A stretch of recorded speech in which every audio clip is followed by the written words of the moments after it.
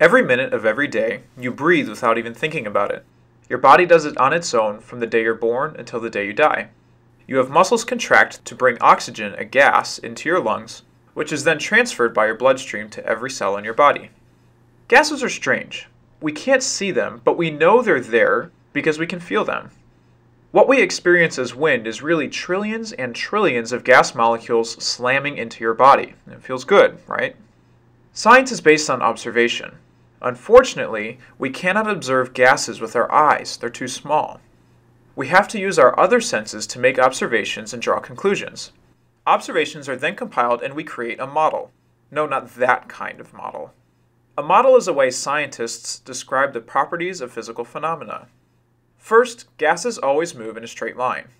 We don't really have anything to demonstrate this with because gravity always pulls objects down. So, imagine a bullet fired from a gun, and that bullet goes on at a constant speed in a perfectly straight line. That would be like a gas molecule. Second, gases are so small, they occupy no volume on their own. As a group they do. Blow up any balloon and you can see how that volume changes. But single gases have no volume compared to other forms of matter. Rather than calculating such a small amount of matter, we just call it zero for simplicity. Third, if gas molecules collide, and they do, remember these are assumptions, their energy remains constant.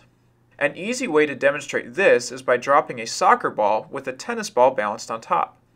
Because the soccer ball is bigger, it has more potential energy, and the energy from the larger ball is transferred to the smaller tennis ball and it flies away when that energy is transferred. The total energy stays the same.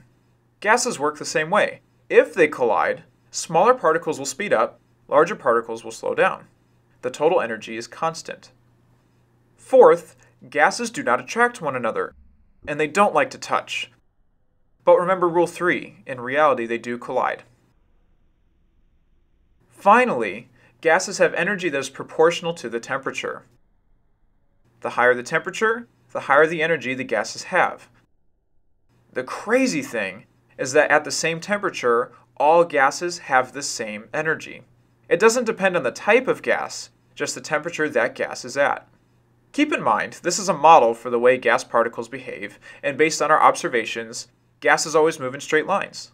They're so small that they're not measurable on their own, and they don't interact with one another.